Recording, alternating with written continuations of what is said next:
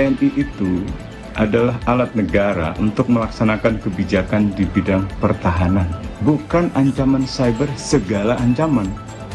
Kalau begini caranya, ini namanya ancaman terhadap kebebasan berekspresi.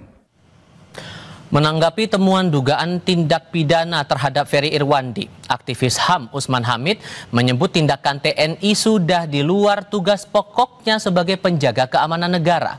Mengenai ancaman siber yang diselidiki TNI, seharusnya menurut Usman adalah ancaman terhadap pertahanan, sehingga ia menilai tindakan TNI yang melaporkan Ferry adalah bentuk ancaman kebebasan berekspresi.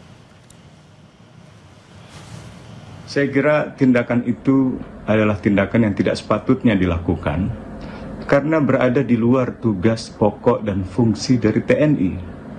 TNI itu adalah alat negara untuk melaksanakan kebijakan di bidang pertahanan, bukan urusan keamanan dalam negeri, bukan urusan tindak pidana seperti yang mau diarahkan pada Ferry Irwandi.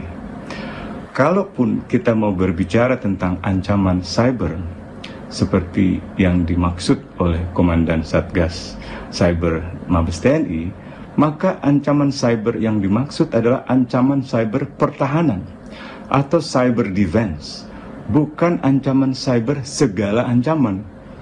Kalau begini caranya, ini namanya ancaman terhadap kebebasan berekspresi. Meski baru bersifat konsultasi, Mabes TNI menegaskan tetap akan melakukan upaya hukum terhadap Ferry Irwandi berdasarkan temuan sejumlah fakta atas dugaan tindak pidana.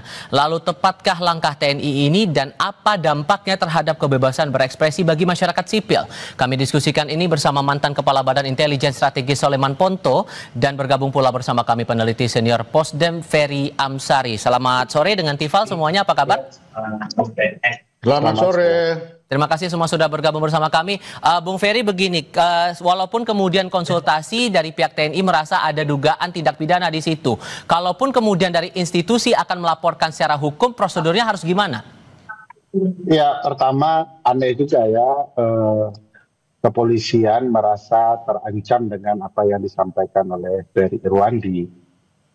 Sepertinya militer kita ya terancam dan melaporkan melalui pihak kepolisian. Menurut saya memang TNI juga perlu membaca Undang-Undang Dasar ya, bahwa warga negara Indonesia itu dijamin haknya untuk berpendapat. Nah, kalau pendapat saja kemudian dianggap sebagai kriminal, itu kan juga aneh. Apalagi perlu dipahami bahwa Ferry Irwandi itu kan menyebarkan informasi.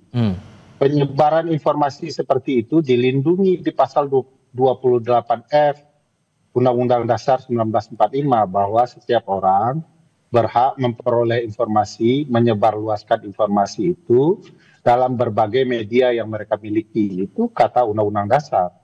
Apalagi saya sepakat dengan pernyataan Bang Usman Hamid tadi bahwa tugas pokok TNI ada di pasal 30 Undang-Undang Dasar 1945, yaitu dalam ruang pertahanan negara. Nah, ruang kemudian sipil itu sama sekali tidak boleh disentuh oleh militer. Militer tidak boleh kemudian dalam konteks kemerdekaan berpendapat warga negara melaporkan warga negara itu kepada kepolisian untuk kemudian dijadikan kriminalisasi. Bagi saya ini kriminalisasi terhadap warga negara, bukan urusan TNI untuk sektor keamanan ya. Urusan TNI itu sektor pertahanan. Nah, Pak Soleman juga ada pernyataan dari Bung Usman bahwa ini sudah di luar dari tupoksinya TNI soal urusan pertahanan dan keamanan negara. Kalau menurut Anda? Oke, begini. Saya pertama dulu sepakat dengan Pak Ferry Amsari bahwa untuk menyatakan pendapat itu adalah hak segala bangsa, hak segala orang. Ya. Namun pertanyaannya pendapat yang bagaimana yang boleh disampaikan? Kalau pendapat ini dapat mengakibatkan bercerai-berainya bangsa ini, apakah iya boleh? Yang pertama, kalau pendapat itu mengandung fitnah, apakah itu boleh? Nah, kan itu pertanyaannya. Nah, TNI sekarang ini yang dia sampaikan itu karena merasa difitnah. Dengan apa? Ini saya baca. Karena kebetulan saya juga mencatat beberapa pernyataan dari Ferry ini. Yang pertama ya, tanggal 28 Agustus Instagram. Yang ditulis Ferry itu apa? Panjang sejarah, darurat militer selalu hadir dengan janji menstabilkan keadaan. Tapi faktanya kebebasan sipil dibatasi, oposisi ditindas, media disensor. Tanggal 28. Tanggal 29. Benar itu. Bentar, tanggal 29. 2005 ditulis lagi. Jangan sampai negara ini jatuh pada darurat militer. Kalau sampai terjadi, kebebasan sipil akan hilang dan kekuasaan penuh ada di tangan mereka yang memegang senjata. Tanggal 31, update terkini. Darurat militer hari ini bisa kita cegah. Terima kasih kerja keras dan kerjasama. Baik. Tanggal satu lagi. Tanggal 5 September, Instagram, darurat militer hari ini bisa kita cegah. Terima kasih atas kerjasama. Baik. Pertanyaan saya, apakah ada kerja darurat militer? Oke. Nah, itu Ya, masalahnya. pertanyaan saya juga yang disampaikan Ferry itu fakta sejarah, kebenaran opini, kebenaran pendapat. Di mananya pernyataan Ferry itu menyebabkan pecah belah negara ini? Nah, Sektor darurat mana yang disebut pelanggaran pertahanan itu? loh, kan tidak Nah, ini bisa. kan pernyataan-pernyataan konyol. Misalnya pernyataan Ferry bahwa darurat militer itu akan menyebabkan militer akan lebih dominan dan itu sangat berbahaya. Itu benar. Kajian konstitusi mengatakan itu benar, gitu ya. Militer itu bahkan tidak boleh bersentuhan dengan ruang sipil. Urus kalau ada serangan dari luar ke dalam. Kalau kemudian soal kedudukan sipil, kedaulatan sipil, nggak boleh militer ikut campur. Kalau nggak kacau negara ini. Jadi pernyataan-pernyataan Ferry itu benar, fakta semua itu. Secara keilmuan maupun secara kesejarahan. Oke. Bentar, Pak. Bukan itu kan pendahuluannya. Yang jadi masalah itu di sini dia sebut darurat militer hari ini kita bisa cegah. Pertanyaannya di mana darurat militer itu? Ya, kalau tidak Ada nggak darurat militer? Ya, kalau tidak terjadi darurat militer, berarti ya tidak ada permasalahan dengan pernyataan Nah. Ferry. Apa masalahnya? Nggak, masalahnya dia menuduh bahwa ada darurat militer. Masalahnya militer tersinggung bahwa Nah, iya. darurat militer itu adalah Itu urusan fitnah, militer. kan? Itu yang salah, militernya yang salah. Jadi militer merasa darurat militer itu hanya urusan militer, itu urusan sipil juga. Oke, sorry, saya harus potong di situ karena biar kita harus jelas juga nih mengukur mana yang bagian untuk menjaga pertahanan dan keamanan negara. Kalau menurut Anda, Pak Soleman, bagian mana yang harus dijaga bagian itu?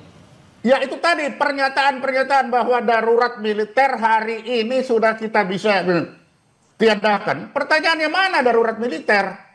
Pak Soleman, siapa Ya, yang kan itu. mengadakan darurat militer? Emang militer yang mengadakan darurat militer?